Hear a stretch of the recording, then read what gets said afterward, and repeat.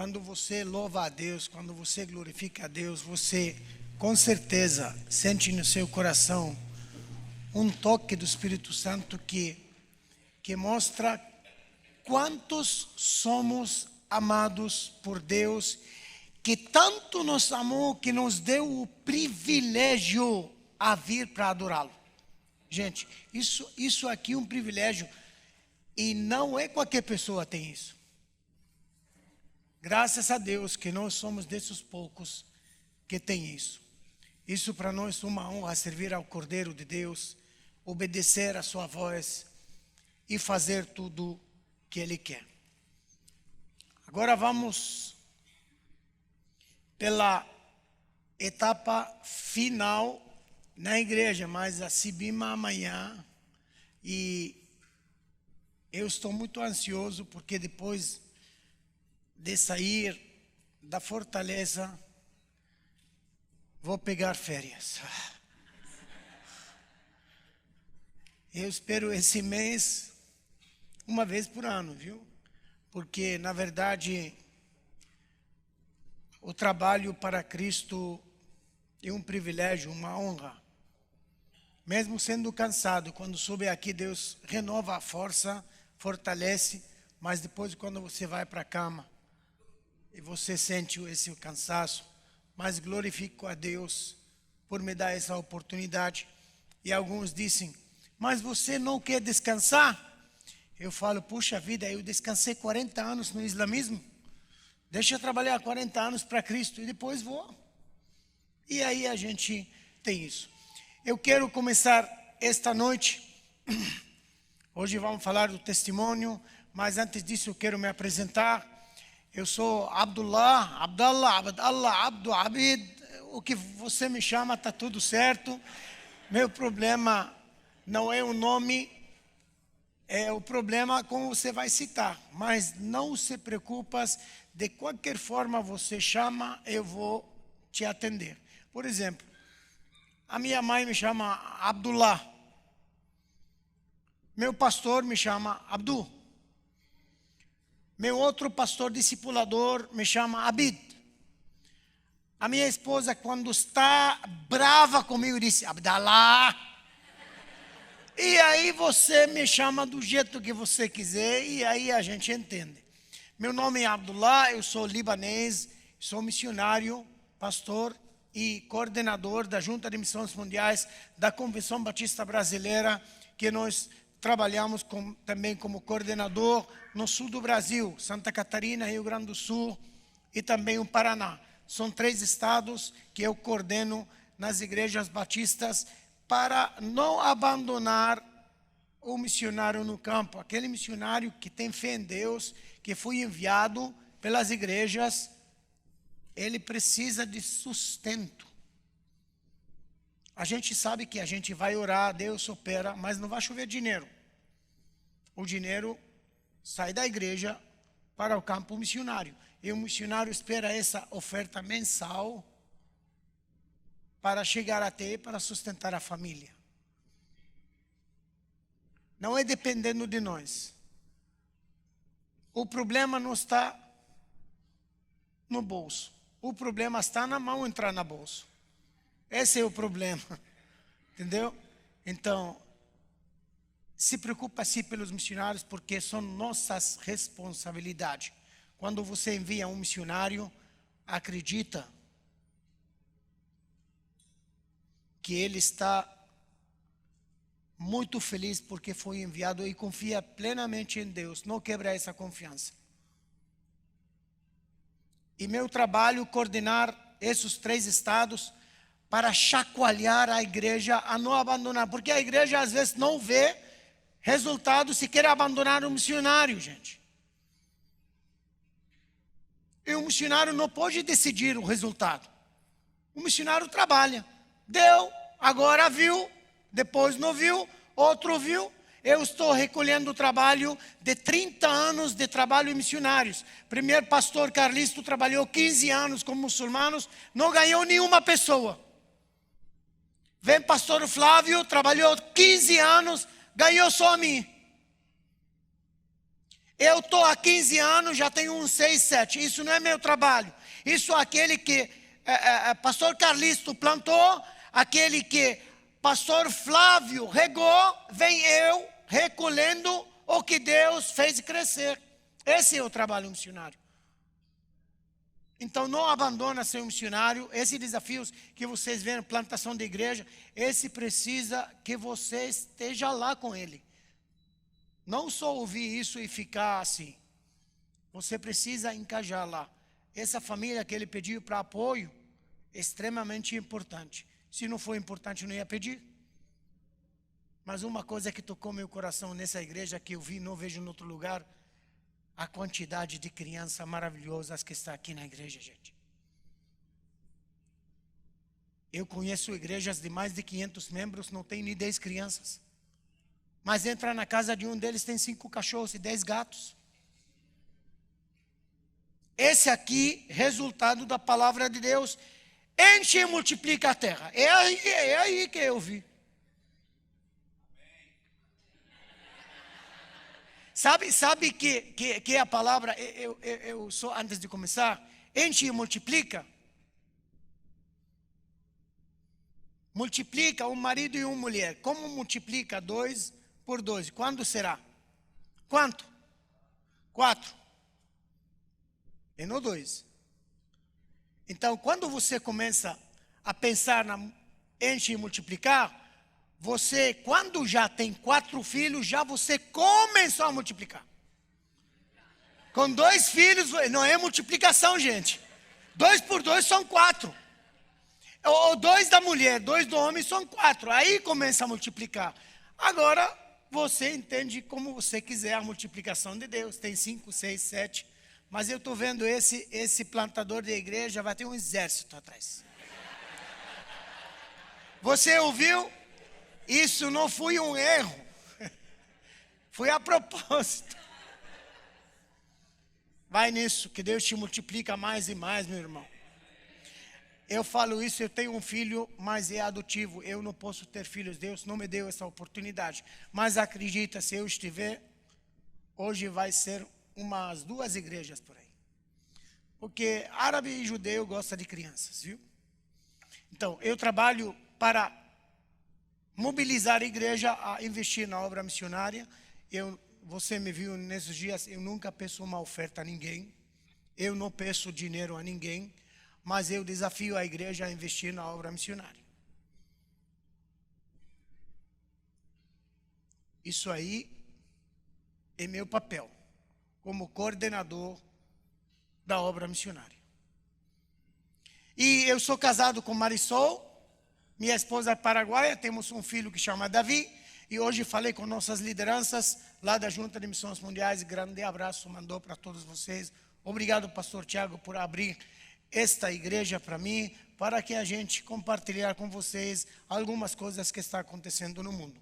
E o que você vai ouvir hoje não é uma coisa que não acontece.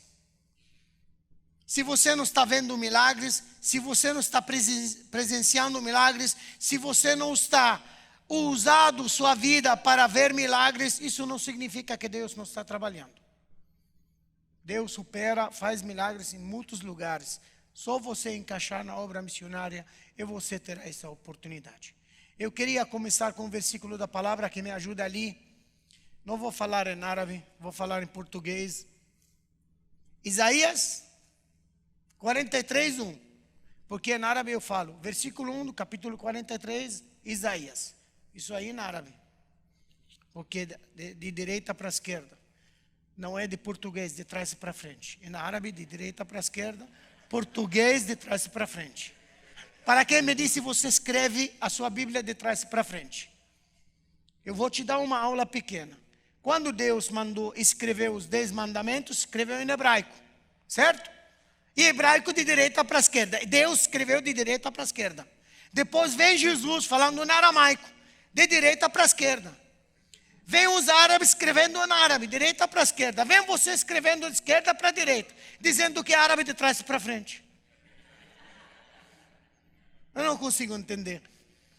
Capítulo 43, versículo 1, Isaías disse assim: mas assim disse o Senhor, quem te criou, ó Jacó, quem te afirmou, ó Israel, não temas, eu te remi, te chamei pelo teu nome, tu és meu, soberano poderoso Deus, muito obrigado pela tua palavra, usa a minha vida, Pai, para que teu nome seja glorificado.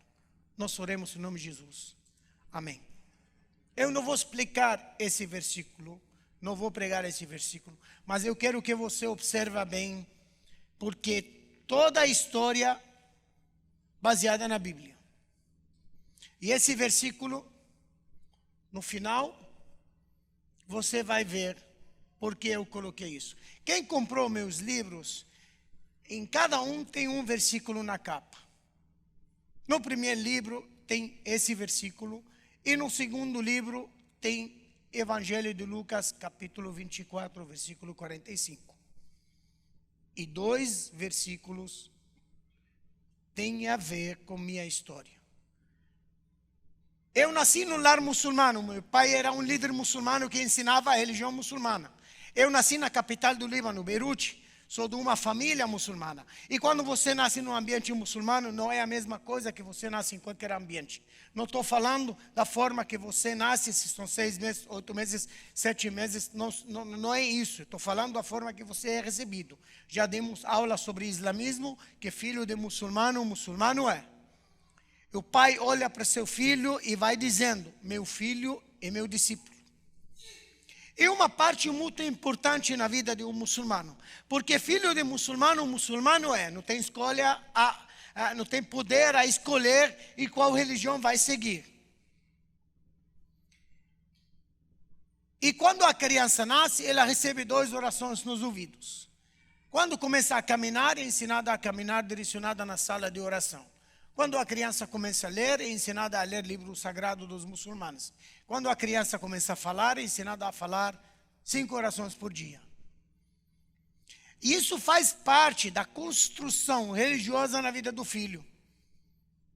Porque o muçulmano não se preocupa tanto com a herança financeira que vai deixar para o filho. Vai deixar casa, vai deixar carro, vai deixar dinheiro no banco. Isso não se preocupa para um pai muçulmano religioso.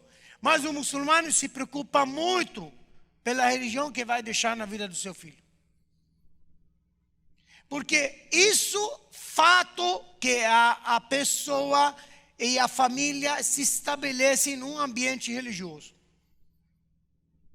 Eu tinha 8 anos de idade quando meu pai me colocou num banco, se ajoelhou na minha frente, me segurou nos meus braços e me chacoalhou forte dizendo, filho, busca agradar Allah durante toda a sua vida. Eu quero que você observe bem as datas e os anos que eu falo, para você não perder no espaço depois, viajando na maionese e começa a se questionar. Porque o que eu coloco, o que eu falo, não é uma história inventada que cada segundo tem uma data, um tempo, não. Eu não estou aqui para criar uma confusão. Estou aqui para falar o que Deus fez na minha vida. E passando isso, procedência maligna. Eu não estou nem aí se a pessoa gosta ou não. Mas eu gosto de contar a verdade na minha vida. Nada mais, nada menos. Aos 8 anos, quando meu pai me chacoalhou de vida assim, busca agradar a Allah durante toda a sua vida. Sabe? Eu dou conselho a meu filho todos os dias. Todos os dias. Não, o irmão de coco.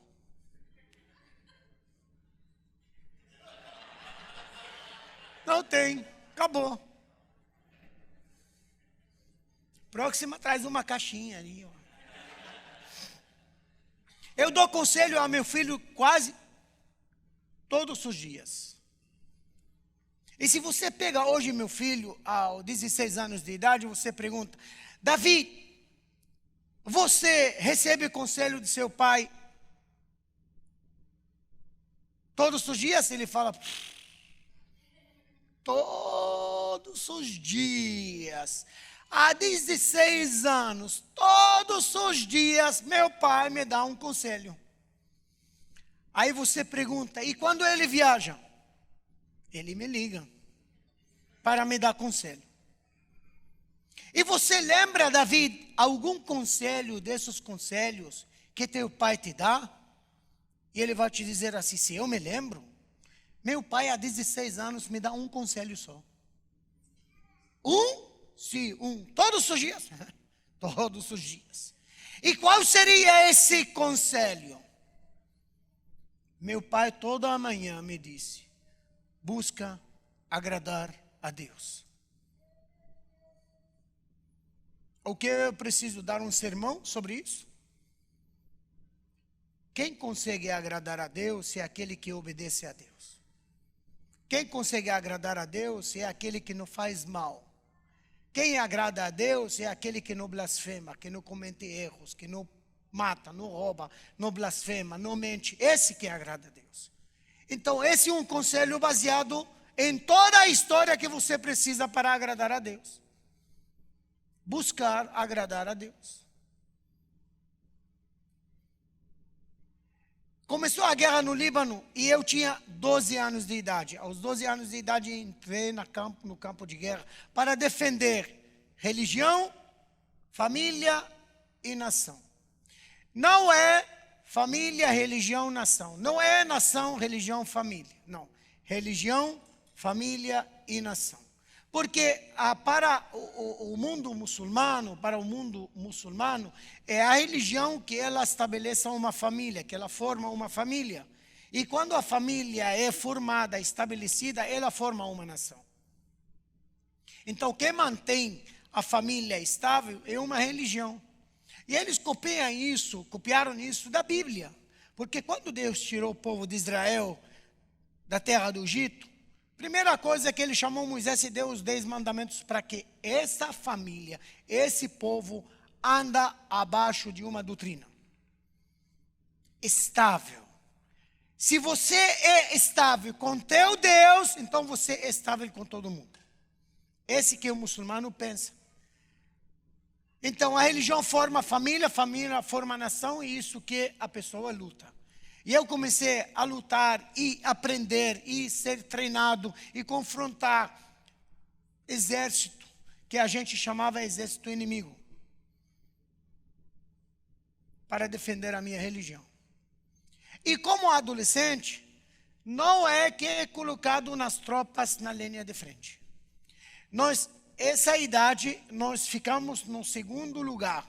Ou seja, a tropa batalhadora na linha de frente, ela precisa de um tempo para terminar, recuar, vai outro para assumir o lugar. Então, nós ficamos no segundo. Quando recua a primeira, nós assumimos, até que a outra chega na frente e nós tomamos descanso. Então, não é direto linha de frente. Mas isso é um treinamento para que você entender que você faz parte dessa guerra. Aos 15 anos de idade, começou um treinamento novo, vieram outros líderes de fora, de outros países, para dar aula sobre religião, sobre luta e a Guerra Santa. E nós tivemos um culto assim, um encontro de mais ou menos 350 jovens e adolescentes. A religião muçulmana se preocupa muito e se investe muito em jovens e adolescentes. Porque deles sai um novo guerreiro, novo religioso, novo líder, novo financiador, e ali é o ambiente. Assim a igreja tem que formar a nova geração. Esse que eu vi aqui, falei para o pastor, dessa equipe aí vai sair o missionário, o cantor, o investidor, o pastor, o diácono. Desse grupo não vai sair pelo boteco, não é? É daqui vai sair. O missionário enviado no campo é pela igreja.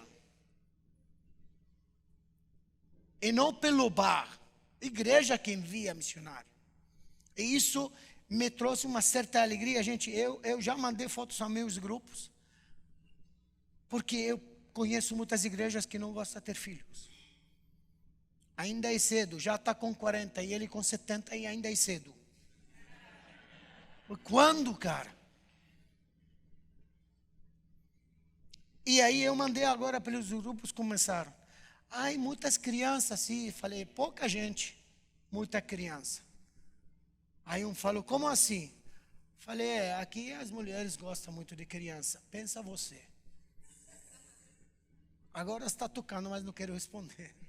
Porque vão me lixar. Não tenho filtro, como disse a esposa. Autista não tem filtro. E por aí, 15 anos de idade, fizemos um culto assim. E os líderes de fora começaram a dar aulas e responder perguntas. E de repente, um líder deles disse assim, quem gostaria de agradar a Allah? Você pai, você mãe, cuidado com suas palavras nos ouvidos dos seus filhos. O ser humano é criado por Deus. A mente nunca apaga informação. Uma coisa que você tem na sua mente, que Deus criou, que quando uma informação você não usa, a mente, o cérebro humano não apaga. Ele pega essa informação que você não está usando e guarda aqui, joga aqui. Quem aqui lembra às vezes de uma coisa que muito infância, lembra de uma coisa pequena, de repente corre um assunto inteiro? Levanta a mão. Essa informação você não lembra dela, mas às vezes você lembra de um detalhe pequeno e corre a lembrança toda, porque a mente recupera tudo. E eu tinha 15 anos quando esse líder disse, quem gostaria de agradar a Allah? E eu estava lá no cantinho. Voltei 7 anos atrás. A fita voltou naquele momento que tinha 8 anos, no qual meu pai me disse, busca agradar a Allah. Chacoalhei a minha cabeça, levantei a minha mão e falei, Senhor, aquele que eu estou fazendo e não estamos fazendo não agrada a Allah? Ele falou, agrada, mas tem uma forma mais simples, mais rápido e menos dolorida. E falei, e qual seria esta forma? E aí ele falou, moço, vem no meu escritório, eu vou te explicar. Depois do encontro, me direcionei no escritório dele e fui conversar com um líder muçulmano, treinado 7 anos diretos, somente filosofia. Ainda bem que o apóstolo Paulo disse, não vem para vocês alguém com filosofia do mundo para te conquistar. Já tem a Cristo, a mente de Cristo, muito mais do que filosofia. Mas quando fiquei com esse conversando, eu saí por dentro chorando. Ele não bateu em mim, ele não me xingou, ele não me chutou, ele não me chacoteou. Ele me falou sobre a obediência a esse Deus que eu adoro. Quando eu saí chorando, sabe por que eu estava chorando? Eu estava chorando porque ainda estava vivo, me questionando. Por que, o que estou fazendo? O muçulmano busca de toda forma, em toda situação, em toda hora, fazer algo para agradar a esse Deus, mesmo que não é salvo, mesmo que não é privilegiado, mesmo sem recompensa. Eu fui criado para morrer por causa desse Deus. Esse é o pensamento muçulmano. E Jesus disse, eu te salvei para me servir. E aquele Deus disse, eu te criei para morrer por mim. Ué. Jesus disse, para me servir eu te salvo. O outro disse, para morrer por mim eu vou te mandar para o inferno. E importante, interessante que aquele que é obedecido, e esse aqui não é obedecido. Não é coisa que é impressionante. A mente humana é totalmente ruim. E quando eu entendi isso, fui para o campo de treinamento. O treinamento para treinar um homem-bomba, ele é baseado em vários fatos. Mas o ponto mais importante é aquele treinamento para arrancar do coração daquele homem uma sementinha pequenininha que se chama medo. E eles conseguem.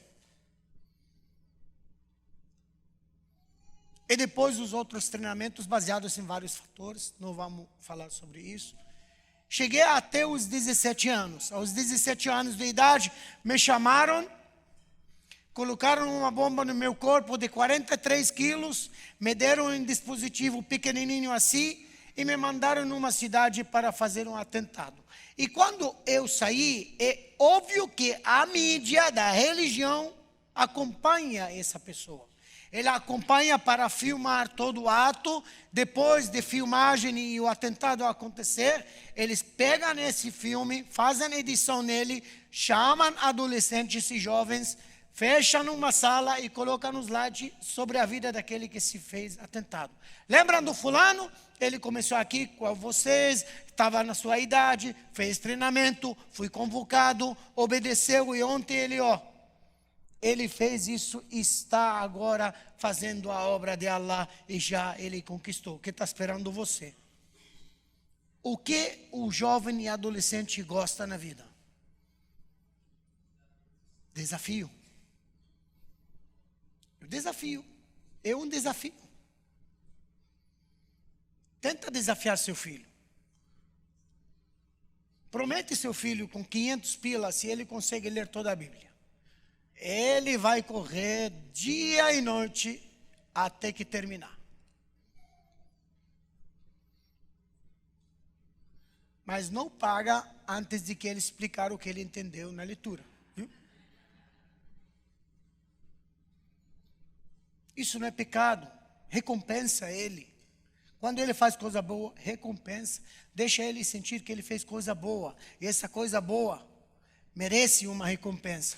Porque Jesus não te salvou em vão. Disse, você crê em mim e a sua recompensa é a salvação. Isso não é um negócio. Isso aqui é um fato que é real. Creia e você será salvo. Leia e você ganha. Obedece e você entra no galardão. É tudo ligado, não tem nada. Isso não é um câmbio, coloca 10, ganha 20.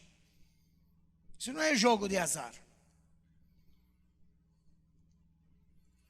E quando eu cheguei lá dentro daquela cidade, cheguei no meio, levantei a minha mão, gritei, Allahu Akbar! E 1, 2, 5, 10. E a bomba não explodiu. Tem muita gente que acha que a bomba não explodiu porque foi comprada do Paraguai.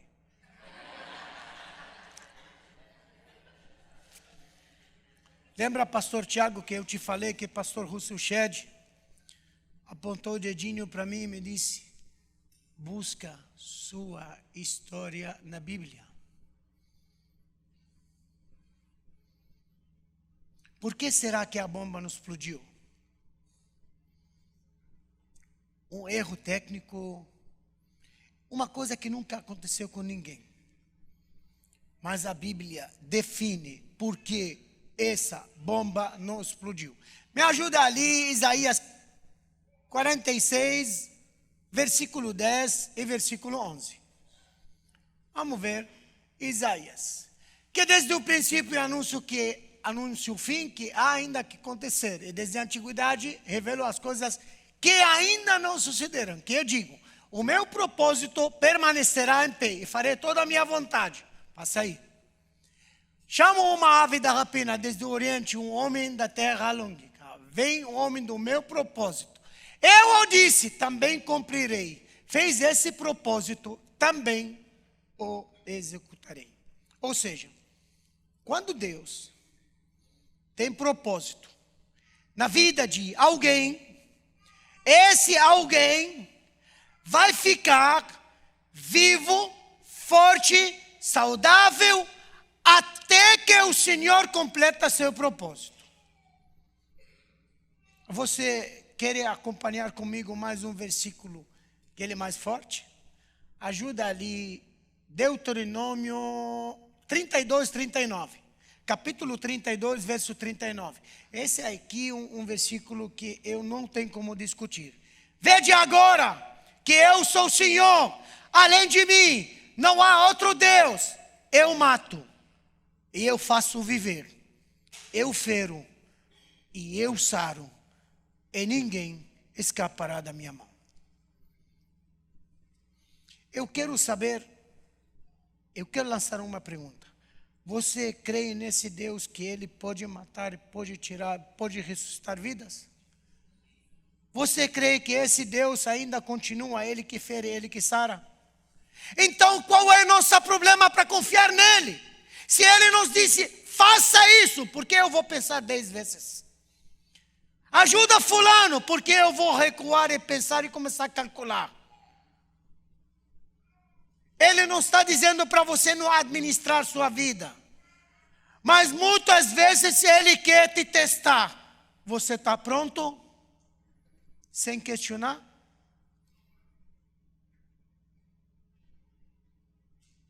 Será que você pode fazer o que fez Noé?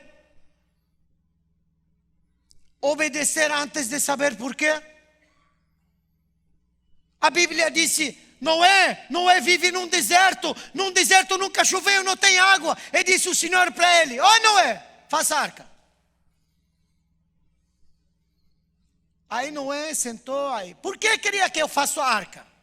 Será que vai funcionar? Para que a arca aqui no meio da areia? Não. Faça a arca. E ele começou a fazer a arca. E o povo xingava e faria dele uma zombada. Depois, quando ele começou, e a arca já quase estava pronta, veio a palavra, eis que eu quero fazer um dilúvio. E não foi, não é, eu quero fazer um dilúvio, vou encher a terra de água, por isso faça a arca. Não foi assim. Não é assim que é as Escrituras. É uma coisa que um ser humano pode dar uma coisa a Deus? Você acha que você pode dar uma coisa a Deus? Sim ou não? Noé conseguiu dar uma coisa a Deus? Sim. Obediência pura. São 2 personagens na Bíblia que conseguiram fazer isso. Noé e Maria.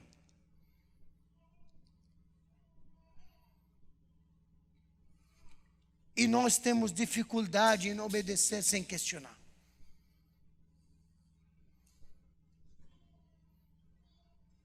Está pronto você para que Deus testar sua vida?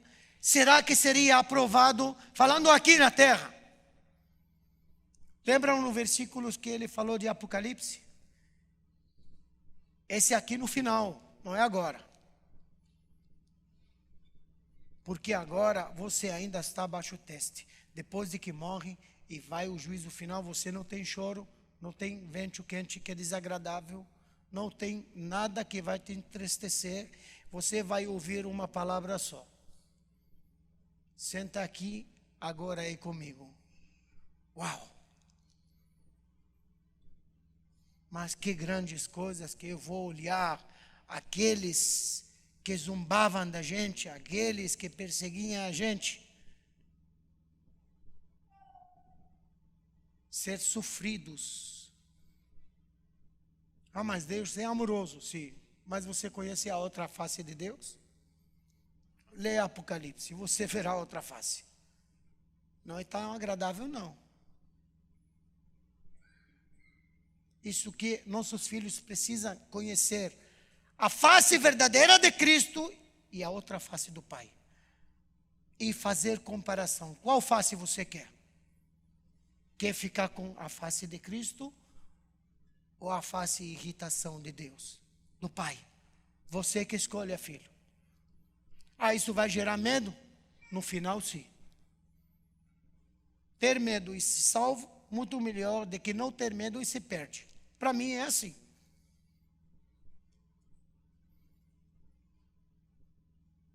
A bomba não explodiu. Porque Deus tive um propósito na minha vida. Eu não sabia, eu não conhecia a Cristo, mas Ele andava comigo passo por passo. Porque Ele quer cumprir uma vez por todas um plano que planejou. Voltei para o acampamento, a religião questionou um pouco, a mídia mostrou, viram que não tive problema, o erro era deles. Aí me deram um novo trabalho, comecei a treinar jovens e adolescentes para desafiar. Daqui a pouco começou a guerra civil. A guerra civil começou muçulmano contra cristão. E eu não era tão agradável com os cristãos naquela época. porque a religião que mandava em nós. E a guerra aumentou, a guerra civil aumentou, começou a ser muçulmano contra muçulmano, cristão contra cristão, xiita contra xiita, sunita contra sunita, e houve uma bagunça. E esse tipo de guerra começou aos líderes ligados aos países de fora. Um líder do Irã dominava um grupo, um líder do Iraque dominava outro grupo, um líder da Síria dominava outro grupo, um líder da Palestina outro grupo, e por aí vai. Eles brigavam com palavras fora e a gente matava um ao outro dentro. Foi no qual eu recusei participar nessa guerra. E o líder me chamou, me questionou, por quê? Falei, como que por quê? Meu irmão está no outro grupo, e você quer que eu mate meus irmãos aí no outro grupo? Eu não faria isso. Agora, você está desobedecendo a ordem. Falei, não, só se o Senhor me explica. Allah no Alcorão me ordenou a proteger minha família. E o Senhor da religião me está mandando matar minha família. Por gentileza, você pode me explicar a quem devo obedecer? O Senhor ou a Deus? O que ele vai responder? Se ele disse tem que responder a Deus, vou dizer porque você está mandando errado. E se ele disse me tem que obedecer a mim, então o livro sagrado está errado. Caiu na bronca. Ele rasgou os dentes e falou para mim, sai fora. Eu saí, ele mandou gente para me matar. E Deus me ajudou a conseguir fugir. Saí do Líbano pelas montanhas, como um guerreiro. Cheguei até Síria. Da Síria, peguei um avião e fui para a Colômbia. Por que Colômbia em si? Porque era o único lugar da América Latina que o libanês podia entrar sem pegar visto.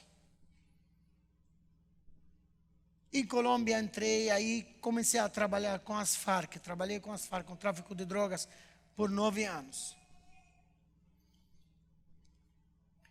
E esse trabalho era oferecido por eles porque eu tenho o domínio da língua árabe, do espanhol, do inglês. E eu podia ter contato na Europa e no mundo árabe com pessoas que trabalham nessa área, fornecendo produto de aqui para lá. Aí depois que comecei a crescer. Cheguei aqui na América Latina, cheguei lá, vim visitar o Paraguai, Brasil. E tive aqui umas comunicações no ano 1996. Aí voltei para a Colômbia, eu fiquei viciado em crack. Eu consumi crack por mais de 18 anos. 20 anos por aí. E na lei dos tráficos maiores, nas bandas grandes, quem vende não consome. Isso é proibido, especialmente crack. Porque fica fraco. E fica fraco em detonar os outros, entregar os outros, se virar X9. E isso gerou uma confusão lá quando chegou a liderança das Farc. Percebia que eu estou já caído nisso e mandaram me eliminar. Eu sou especializado em fugir, sabe? É graças ao treinamento. Quando percebi, aí fugi das Farc, saí por meio...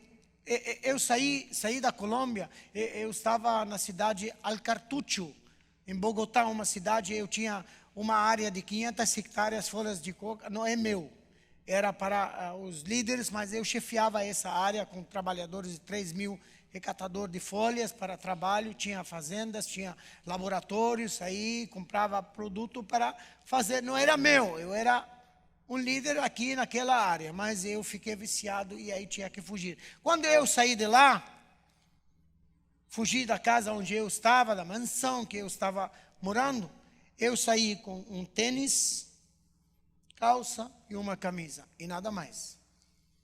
Porque não dava tempo para entrar, pegar passaporte, pegar dinheiro, pegar... Não. Já me vão alcançar. Aí fugi a pé. Eu saí de lá com foco chegar ao Paraguai. Mas como vai chegar ao Paraguai? Só Deus sabe. Eu não era inteligente. Eu saí de um lugar para o outro, eu tinha contatos nos cartéis de Cali, Medellín, Barranquilla. Então, eu tinha amizade. Porque eu tenho uma coisa em mim. Até hoje, onde eu como e onde eu dormo, eu não falho. E isso, até nas favelas, até nos lugares feios, se você consegue manter isso, você cria amigos, não cria inimigos. Isso é uma lei, onde você come, onde você dorme, não deve falhar. Eu fui pedindo ajudas até chegar numa cidade chamada Porto Assis, em Colômbia, a última cidade perto do Rio Negro, ou seja, Rio Amazon. Ali, cheguei mais ou menos à tardezinha, e eu estava viciado, eu estava com desejo de fumar, e aí eu não sabia o que eu vou fazer, não tem dinheiro, não tem nada. De repente, começou a escurecer, e aí eu olhei ali, mais ou menos perto das 8h30, 9 horas da noite, uma pessoa sentada ali no cantinho com uma arma. São paramilitares. Eles não são das Farc, não são do exército, são paramilitares da população, para que os Farc, os criminosos não entrem a invadir essa terra. São pessoas da cidade, né? E aí era turno de um deles, aí meio velhinho ali, com uma arma, sentado ali, no cantinho, com uma arma, e ele sentado, cochilando, levantando assim, cochila, levanta, e eu fiquei assim, ó. Falei, daqui a pouco esse vai dormir. Aí eu vou quietinho por atrás, vou enviar faca aqui, tirar a arma e já está, eu o que tenho, vou fumar droga. De repente, apareceu uma viúva, mulher idosa, com um bastãozinho, passou por meu lado e olhou para mim assim, me tocou com um bastãozinho assim e falou para mim, o que está fazendo aqui, menino? Aí eu olhei para ela e falei, me deixa em paz, vai. Ela falou, vai para você, está com fome, filho? Falei, eu estou com fome. Sim. Por quê? Quem é você? Ela falou, parece que você é estrangeiro pelo seu taque. Falei, eu sou, agora sai daqui. Aí ela falou, vem comigo, eu vou te dar algo para comer. Ela me levou na casa dela. Essa senhora, quando passou por ali, estava saindo do culto da igreja. E vem me dizer que Deus não consegue cumprir seu propósito. E vem me dizer que Deus acompanha apenas os crentes. E crente adoece e morre. Incrédulo adoece e morre. Chove aqui, chove na Arábia Saudita. Chove aqui, chove na Palestina. Tem árvore de azeitona aqui, sai também lá na Arábia Saudita, árvores de azeitona. Ué.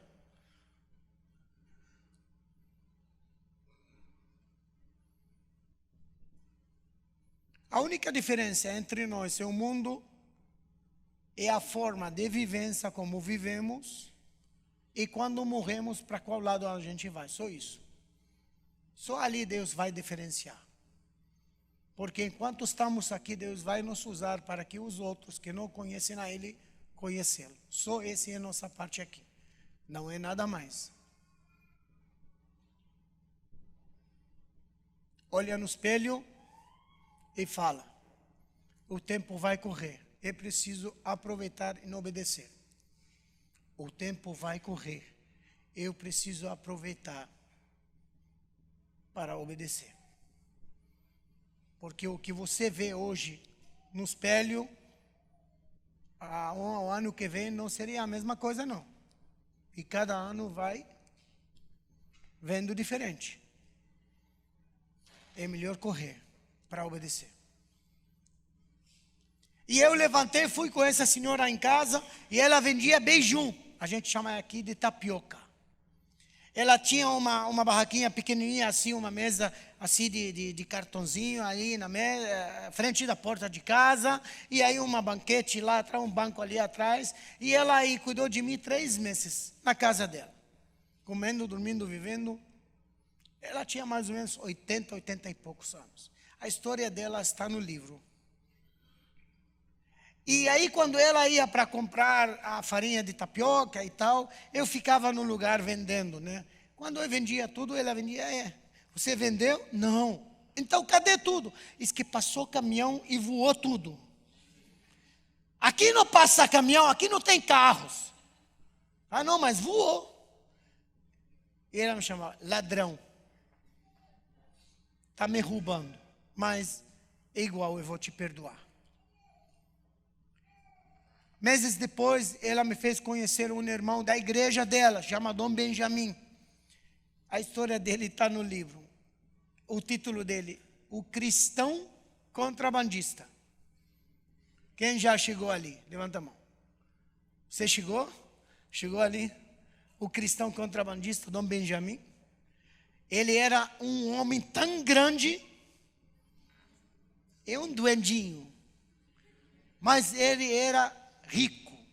Ele tinha um barco de carga, que ele carrega a mercadoria da Colômbia e vai entregando.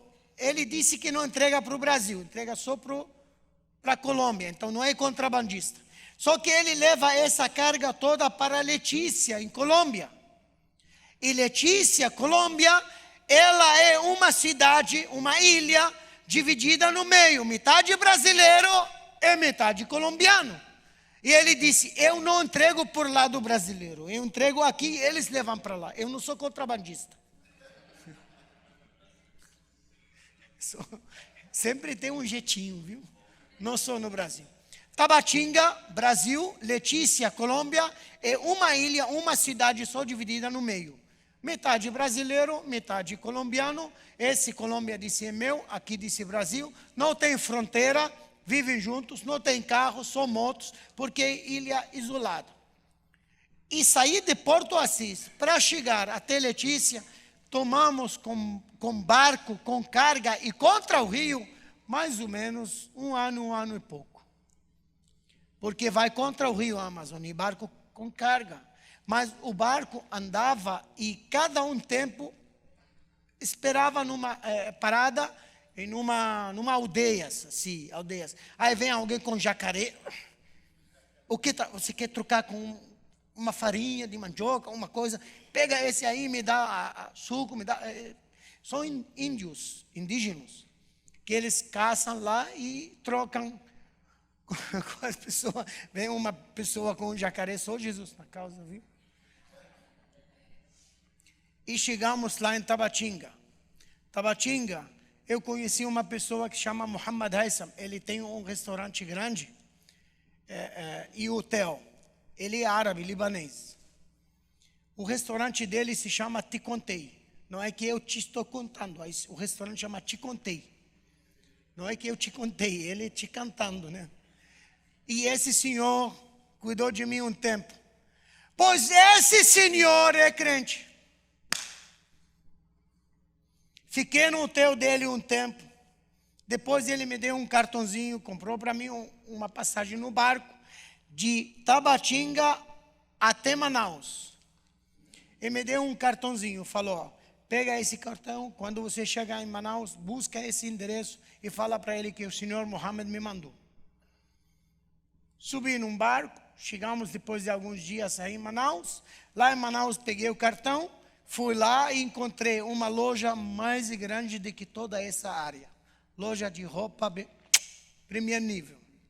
O dono se chama Said Barakat, libanês, crente.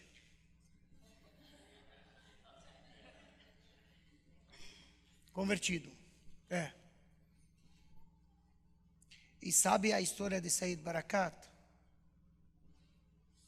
Ele me ajudou uns dias lá e depois, no final, quando ele comprou para mim passagem para subir no barco, para ir para Porto Velho, ele disse para mim, você passou aqui não é em vão. Eu sei que Deus te quer alcançar. Eu falei, tem dinheiro? E ele falava, Jesus gosta de você, por isso você passou aqui. Sabe que no ano 2015, eu já era convertido com a minha família.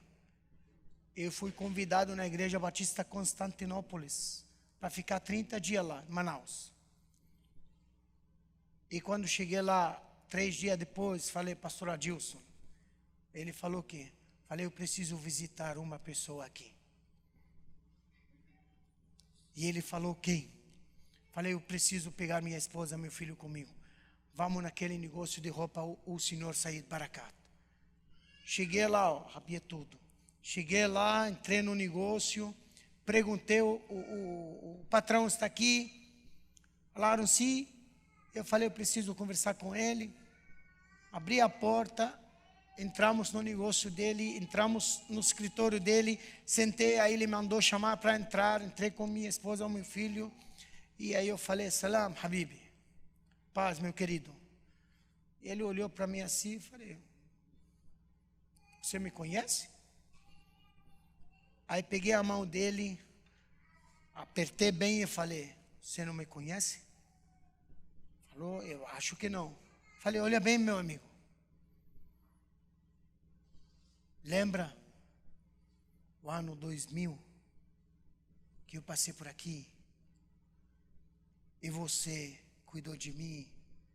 E ele foi assim, falou, o Abdala! Falei, por favor, pastor e pai de família que serve a Jesus Cristo, Abdala. Gente, começou a chorar esse senhor. E só dizia uma palavra. Eu sabia que isso ia acontecer. Porque Deus me falou e você não aceitou naqueles dias. Abraçou minha esposa, beijou meu filho, alegrou, cantou para todo mundo. Vem cá, vem. Lembram? Uma aí, por aí. Começou a contar história. Ficamos lá umas horas, depois fomos almoçar. E quando saí por lá, ele falou, calma, eu te ajudei quando você era incrédulo. Agora eu vou te ajudar porque você é filho de Deus. Espera aí, me deu uma grana desse tamanho. Viu? Eu falei, que isso? Falou, isso é oferta. Mas eu não vou te dar na mão, vou dar à esposa. Eu falei, E ele me deu um cartão, me mandou para Porto Velho. Porto Belo, né? Porto Velho.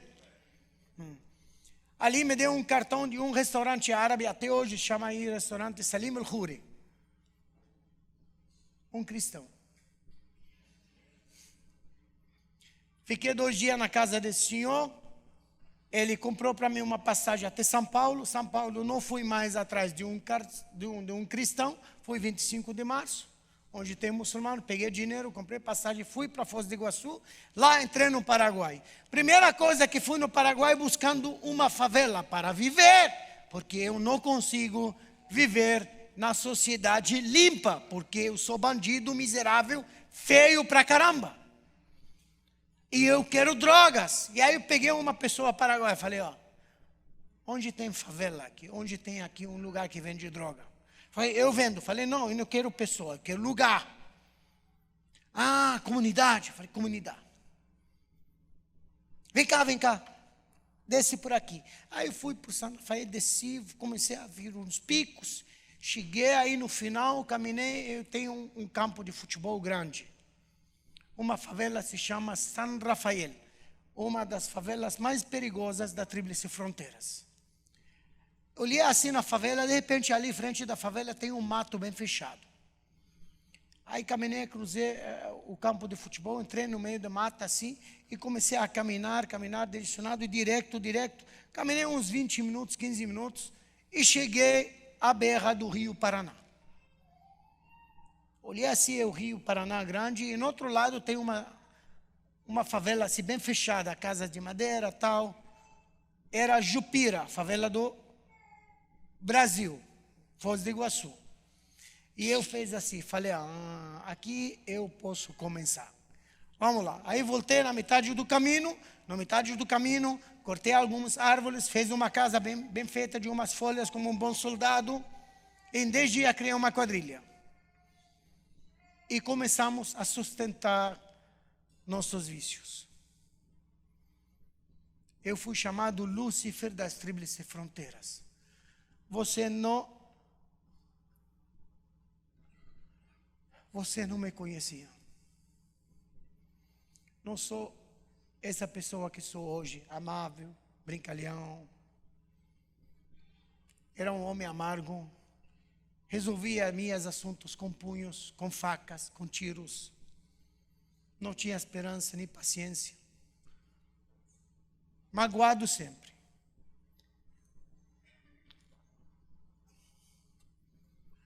O tempo passava, ninguém me amava mais, ninguém me suportava mais, ninguém me queria mais. Eu fui rejeitado pela própria morte, ou seja, nem a morte gostava de mim. Isso é bíblico, viu? Eu corria atrás da morte e a morte fugia de mim. Me ajuda ali, capítulo Apocalipse 9:6. Isso é em português. Se não for em português, em árabe, então 6:9. Não, mas 9:6. Naqueles dias, as pessoas buscarão a morte e não acharão. Desejarão morrer, mas a morte fugirá deles. Sabe, isso é uma situação muito feia na vida de um ser humano. Quem que deseja morrer? A não ser aquele que é doente, aquele que tem dor, aquele que está desesperado, aquele que não está alegre, aquele que não se conforma com nada, aquele que está abandonado, aquele que não conhece mais nada que se chama alegria na vida. Esse que deseja morrer. Uma pessoa que tem dinheiro, que tem carro, que tem família, que tem amigos, que tem boa fama, isso não quer morrer. Mas pessoa doente, dolorida, esse quer morrer sim. Eu cheguei a um ponto assim, pensar assim, se eu pego a minha arma, amarro a arma e coloco na boca e atiro, não ia morrer. A bomba não explodiu, as facadas não me mataram, os tiros, eu carrego balas na minha costa, eu tenho aqui na coluna 3 balas enlujadas. E quando fui para fazer... Fui contando para a pastora Adilson, e aí me levou na junta, me levou aí em Santa Catarina, num hospital, e me colocaram, sabe aquele túmulo? Você entra dentro, tira toda a roupa, só veste uma coisa, e você entra e e começa aí, esse aí. Como é? Esse aí. Aí me colocou lá dentro, e o médico, crente da igreja, né? E aí ele colocou dentro e aí olhou assim ossos, né? Só ossos. E aí com uma coisa assim, ele vem assim, eu tô dentro, né? E ele aí assim aí saiu. Ele falou: levanta a perna direita, levantei. Mexe os dedinhos, mexi. Baixa. Entra dentro.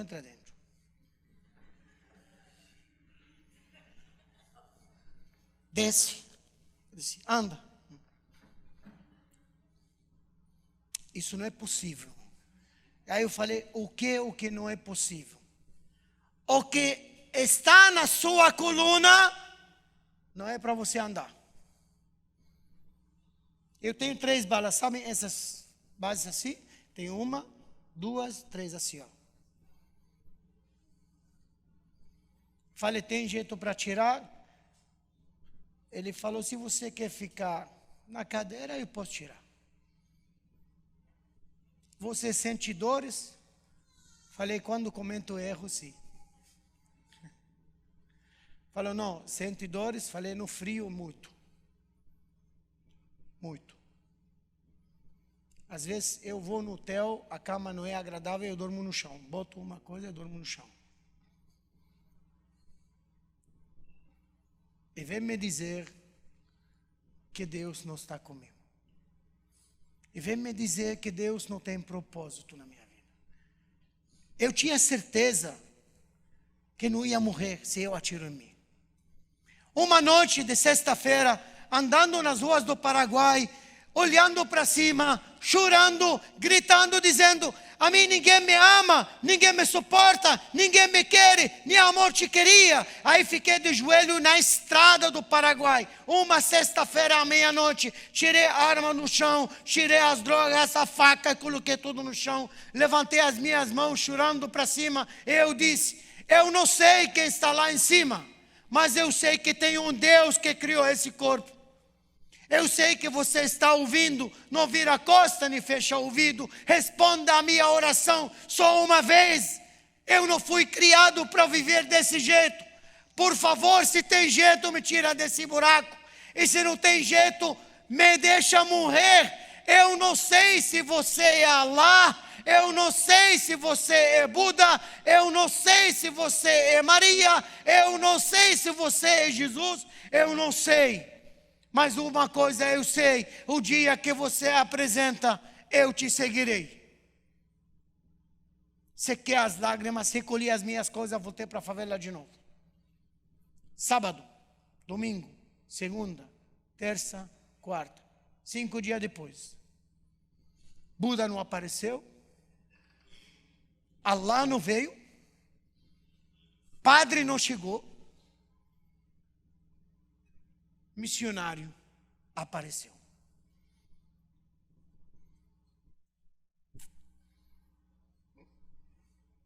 Só quem está vivo responde orações. Uma pessoa que eu nunca tinha visto na minha vida, uma pessoa que eu não conhecia de sua existência. Ele é brasileiro, eu sou libanês. Ele é flamenguista, eu sou corintiano. Ele é pastor, eu era bandido. Ele era cristão, eu era muçulmano. Ele mora no Brasil, eu moro no mato da favela. E eu estava sentado com minha quadrilha uma quarta-feira, 5 dias depois, às 11 horas de manhã, sentado com minha quadrilha, planejando como vamos no final do dia para roubar lá na Ponte da Amizade, porque na quarta e no sábado são os dias que mais passa pessoas na Ponte da Amizade. E eu estava planejando quem vai ir ali para cobrir o lugar, para fechar para nós o caminho para conseguir fugir, quem vai esperar ao lado da moto para pegar a sacola que vamos roubar, e ele vai, e quem cai não tem nada. Então, e aí estavam planejando como vamos fazer para que a polícia não pegue a gente. Fumando aquele baseado, tomando aquela cachaça, fazendo aquele encontro. De repente eu vi um carro brasileiro entrando no meio do mato. Você cruzaria a fronteira em Maré com carro aqui e vai para lá pregar o evangelho em Maré, lá no Rio de Janeiro, na favela? Entrava na Rocinha para subir lá nas muralhas para pregar o evangelho? E quando eu vi o carro brasileiro entrando, eu vi a placa brasileira, eu fiz: todo mundo calado aqui. E aí a Joana e os outros: e o que aconteceu, chefe? Falei: olha ali, Allah mandou um presente. O que presente? Falei: ó, um bobo entrou aqui, ó. Vocês vão cercar ele por aqui, vocês vão cercar ele por esse lado, ele não pode fugir. Eu vou sair na frente, vou atirar nele, tirar o carro, vender, jogar ele no rio e acabou. Se alguém encontra o cadáver, acerto de contas. Um brasileiro morreu na favela do Paraguai. O que estava fazendo ali? Está pregando o evangelho. Vai vender isso num saco para outra pessoa, não para o governo do Paraguai. Coloquei a minha arma aqui e saí para fora. Ele estacionou na frente. Quando ele desceu do carro, ele desligou o carro e tirou a chave. Extrema confiança em Deus. Ele desceu e parou assim na minha frente, e eu estou com a arma, e eu falei para ele: o que está fazendo aqui, seu maluco? Você sabe onde você está, cara? E ele olhou para mim assim e me disse: você é Abdullah?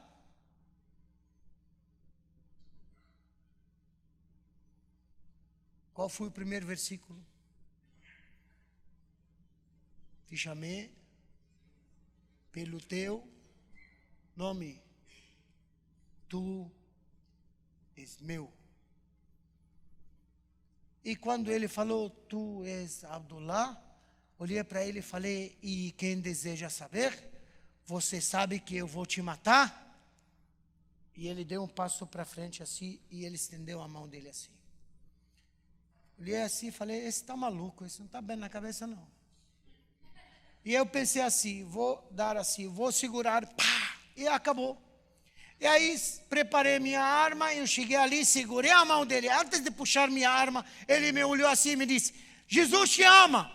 Empurrei ele para trás, falei, mentiroso, a mim ninguém me ama. Eu vou te matar agora. Naquele momento, o soberano Deus me fez lembrar da minha oração. Humanamente falando, medicamente falando, cientificamente falando, não teria nenhuma possibilidade em me lembrar da minha oração 5 dias atrás, depois daquela meia-noite, voltei a fumar droga, consumir crack, cheirar cocaína, e fumar droga e beber cachaça. Não tinha capacidade de entender. Isso é um milagre do Senhor. Porque eu não lembrei da minha oração. Deus me fez lembrar da minha oração. Me mostra ali capítulo 10, versículo 3, Atos dos Apóstolos. Quem sabe a história de Cornélios? Cornélios, eu ajusto essa parte com palavras assim, não chamo ele de Cornélios, chamo ele de Abdala. E ouvi uma voz que se dirigia a mim, levantando Pedro. Não. 10, 3. Aí. E por volta das 11h30 de manhã, durante uma quadrilha reunida, esse homem viu claramente, esse pastor era um anjo de verdade. E veja o que me disse Deus, que se aproximou dele e disse, mais um, Abdullah, eu quero chegar a esse aqui. As suas orações e as suas mãos subiram para a memória diante de Deus. Busca sua história na Bíblia. Porque eu não tenho história. Deus tem história na minha vida, sim. Deus tem história na sua vida, sim. A história não é sua. Ele forma a história. E você só conta. É teu dever contar a história de Deus para todo o mundo. Deus criou a história de Israel para que Israel contar ao mundo a história que Deus fez na vida deles. E não a eles, ao mundo, o que Deus fez com eles. Esse é nosso objetivo, nossa obediência, contar ao mundo o que Deus faz conosco na história. A história não é sua. A história é de Deus. E quando Deus me fez lembrar da minha oração, de um passo para trás e falei assim, e esse Jesus tira de droga, meu amigo? Ele falou para mim, com certeza.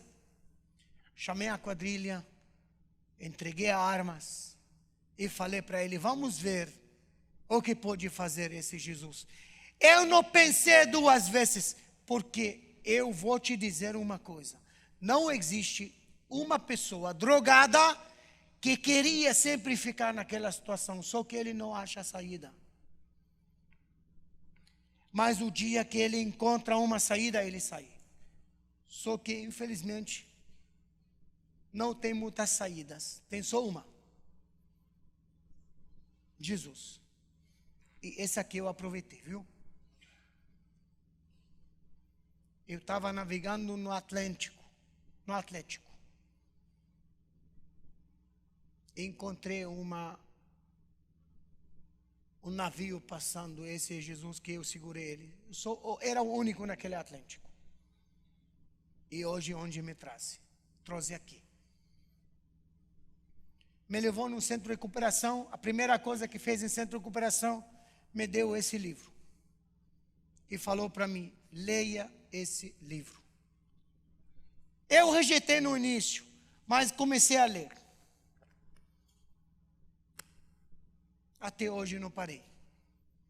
Eu estou lendo esse livro não para te humilhar, nem para me gloriar, mas sim para te desafiar. Eu estou lendo esse livro pelas 69 vezes, de Gênesis até Apocalipse. Se eu tinha lido o livro dos muçulmanos por mais de 250 vezes, por que não leio isso por mais de 500 vezes? Diga amém.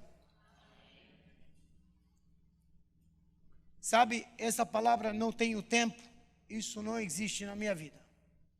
Eu não tenho tempo para mim, mas tenho todo o tempo para Deus. Esse para mim é indiscutível.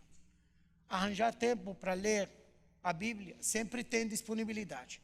Eu não tenho tempo para criar redes sociais. Eu não tenho Facebook, não tenho Telegram, não tenho Instagram. Eu tenho apenas WhatsApp para responder e chatear com as pessoas. Esse que eu tenho.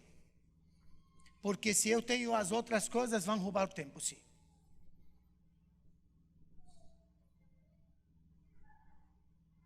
E comecei a ler. Eu tive problema sério. São 2 problemas para finalizar para nós aqui. Religião e família. E eu quero lembrar todos vocês, todas as dúvidas que você tem ao respeito do cristianismo na sua vida, os apóstolos e os profetas tiveram as mesmas dúvidas que nós tivemos, só que eles fizeram perguntas e eles tiveram respostas, e essas perguntas e essas respostas estão aqui. E daqui a pouco você vai ver. Qual dúvida você tem a respeito de Cristo? Os apóstolos tiveram antes de você. E eles fizeram perguntas. E Jesus respondeu. Se você não procura a história de Cristo dentro do livro, você não terá resposta à sua dúvida. Não terá. E eu tive 2 problemas. Religião. 40 anos servindo um Deus, dando minha vida por Ele. Tentei me matar por causa dele. E hoje comecei a conhecer um Deus. Você acha que foi fácil para mim? Depois de que comecei a ler a Bíblia, eu sofri mais 2 anos para a conversão. Depois de 2 anos para a conversão, fiquei 5 anos em dúvidas, questionando. E todas as minhas respostas estavam aqui. Louvo a Deus por todos os discipulados que eu tomei. Eu fui bem torturado no discipulado. Nenhum discipulador tive misericórdia comigo, nem um segundo. Porque os discipuladores que eu passei, eles não tinham tempo para parar tomar água comigo. Jesus sentava no poço, mandava o povo comprar comida. E eu falava, andar com Jesus, tem tempo para descansar e tomar água. E aí? Não tem tempo, vamos lá. Mas você não comeu? Eu sim, você não, vamos. E sabe que isso serviu muito para mim? E me fez o homem que sou hoje. Moldar a minha vida, biblicamente, me serviu muito. E eu coloquei esse livro assim, e coloquei o livro dos muçulmanos aqui, cruzei as mãos assim, eu olhei para cima e falei, e agora?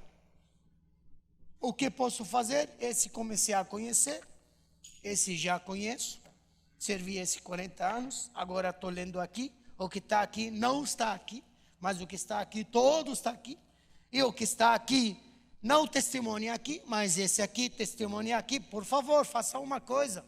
Eu por pouco não virei louco, você não acha que isso é uma brincadeira, gente? Eu chorava dia e noite. E para onde eu fui? Para onde tudo começou comigo? Oração. Eu tenho experiência na oração que ninguém no mundo pode me desvincular dela. Respostas reais, tocáveis. fui orando pedindo socorro ao Senhor. E Ele me responde. Capítulo 24, versículo 46, 45. Evangelho de Lucas. Eu queria entender qual é a verdade, qual é a mentira.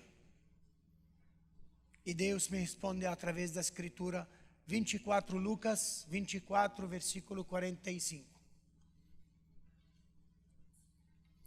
Então, Ele abriu meus entendimentos para entender a Escritura. Uma resposta mais clara do que isso, você acha vale mais? Eu precisava mais do que isso? Eu estava perguntando onde está a verdade, qual é o livro sagrado verdadeiro? Esse aqui que eu adorei 40 anos ou esse que comecei? E ele me disse aí, esse aqui. Ora, peça e você recebe. Religião morreu. Mas tem um problema, segunda e último. Família.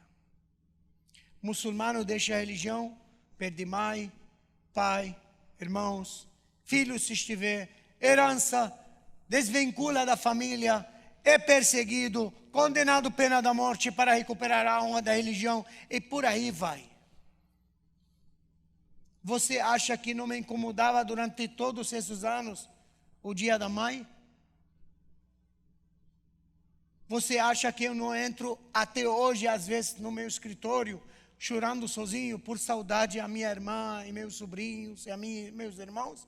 Você acha que eu não tenho vontade que meu irmão Armando mora longe de mim, 100 quilômetros no Paraguai, e eu quero abraçá-lo, e ele veio e tentou me matar 2 vezes, sequestrou meu filho 1 vez, tentou matar minha esposa 2 vezes, só para recuperar a honra da família. Você acha que isso não me incomoda? Que eu quero sair abrindo meus braços para ter esse encontro familiar, encontro arma na minha frente? Isso não me incomoda? Você acha que isso é fácil para mim viver dessa forma? Você acha que eu não quero a minha irmã a meu lado, meu irmão a meu lado? Quando eu me sinto, eu falo, oh Deus, os irmãos você que me deu. Família não é feito pelo homem. Família é feito por Deus. O homem estava sozinho e Deus viu que não era estar sozinho bom. E Ele criou uma família. E essa família é Deus que proteja. E família que é tudo para mim.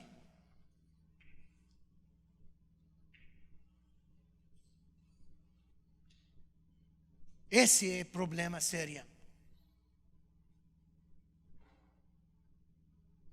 Liguei para meu pastor, falei, aí, o que eu vou fazer? E sabe o que ele me disse? Problema seu. Porque esse assunto você resolve com Cristo. Falei, perdi a minha herança. Eu não tenho nem para comer. Você que me dá 20 pila por mês para comer. Aqui no seminário, aqui no centro de cooperação, eu não tenho nada. Os irmãos me trazem um chinelo, outro me traz papel, outro me traz pasta dental. Eu não tenho nada. E eu preciso dessa herança que meu pai deixou, porque isso é um direito, isso é lícito, isso não é pecado. Isso é Deus que fez, que os pais dão herança aos filhos. E meu pai morreu muito gordo.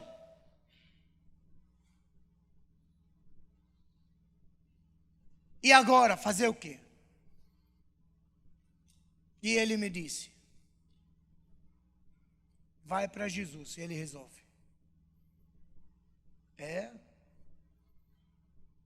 Para abrir mão de dinheiro, por causa de Jesus, é um passo rapidinho, muito, muito fácil.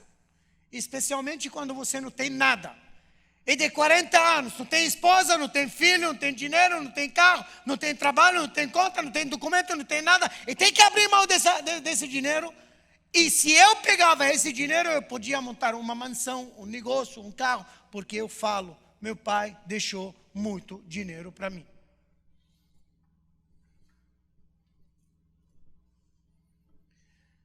E eu, como um bom árabe, tentei negociar com Jesus, não deu.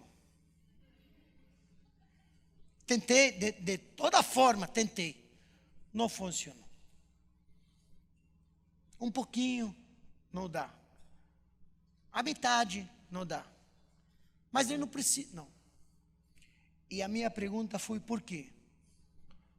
E Jesus me disse, se você pega o dinheiro da sua família, teu povo aqui vai te respeitar? Eu falei, vão. Por que vão te respeitar? Porque tenho dinheiro. Falou, isso que eu não quero. Eu quero que teu povo vê minha obra na sua vida para me respeitar. O passo que eu di foi maior do passo de Abraão. Mas não acabou porque dinheiro é fácil recuperar, trabalhar e construir. Mas mãe e irmãos não constroem. E eu fui para a Bíblia. E um dos apóstolos tinha o mesmo problema minha. Na época de Jesus, ali atrás. Um apóstolo tinha o mesmo problema minha. Pedro. Capítulo 18, Evangelho de Lucas, versículo 28, 29 e 30. Pedro tinha a mesma bronca minha. E disse-lhe, Pedro, Senhor, nós deixamos tudo e te seguimos. O que você dará para mim? A minha problema estava ali com Pedro. E Jesus respondeu, em verdade vos digo, Pedro, que ninguém a tem deixado mãe, pai, irmãos, filhos, filhas, por amor a mim, a não que recebe nesse mundo muito mais e a recompensa da vida eterna. São duas promessas. A segunda promessa vamos receber, que nossa esperança é depois da morte, lá no céu. O galardão, certo? E a primeira promessa. Eu abri mão de uma mãe, um pai, 6 irmãos, 2 irmãs, primos, sobrinhos. Vamos dizer, eu abri mão de 100 pessoas, 100. E Jesus disse que Ele dará muito mais do que esses 100. Aí eu me recuperei, esperando, Ele me deu uma esposa e um filho. Para completar os 100, falta 98. Só que Jesus não falou que eu vou te dar 100. Ele falou, vou te dar muito mais. Então, esse 100 tem que ser 1000. Porque é matemática de Cristo.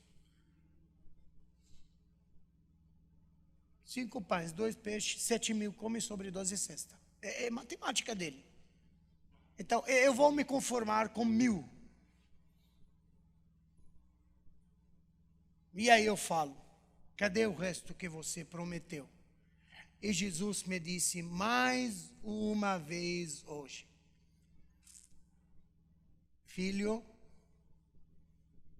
olha na sua frente. Quantos irmãos e irmãs esta noite ganhei nessa sala? Levanta a mão. E a vocês que recebem, e a vocês que referem Cristo, é minha família. E quando Jesus prometeu dar-me muito mais, referendo a vocês, e aos lugares onde eu prego, e às igrejas que eu pertenço, e às igrejas que me acolhem, e a igreja que ora por mim. A minha família não é vinculada apenas no Líbano. A minha família é vinculada por todos os lugares que Cristo é adorado em minha casa, minha família, meus irmãos. Vê, eu não conhecia o irmão Brasil. Não conhecia. E Deus me deu uma casa inteira aí na casa dele, viu? Esse é Deus que faz. Ah, você onde mora? A maior resposta minha é, eu moro no Brasil. Por quê? Porque em toda a cidade do Brasil tenho casa. Quando Jesus promete, Ele cumpre. Abre seus olhos e você verá que tudo que te prometeu, já te deu e mais. Não murmura, não questiona e não duvidas. Que Deus vos abençoe.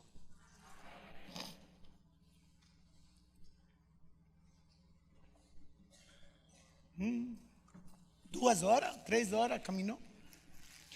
Eu ganhei um presente.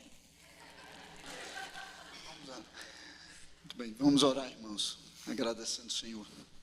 Santo Deus, eu quero louvar e engrandecer o teu nome, Pai. Te engrandecer porque o Senhor é o Deus que cumpre promessas, Senhor.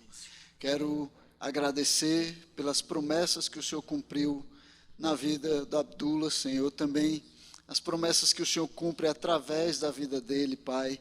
Tudo que o Senhor tem feito, como o Senhor disse que iria fazer. Também te agradeço, Senhor, pela família de Cristo, esse povo que o Senhor reuniu, esse povo que o Senhor trouxe até ele, Senhor, em que o Senhor reuniu aqui, Pai. Abençoa-nos, ajuda-nos, Senhor, a fazer a tua obra, ajuda-nos, Senhor, a pregar o teu evangelho, ajuda-nos, Senhor, a confiar em ti, que o Senhor vai junto conosco e que o Senhor vai fazer aquilo que disse que faria, Pai. E que teu nome seja exaltado e glorificado nas nossas vidas, Senhor. Nós pedimos e agradecemos por essas coisas, no nome de Jesus Cristo, teu Filho. Amém. Obrigado.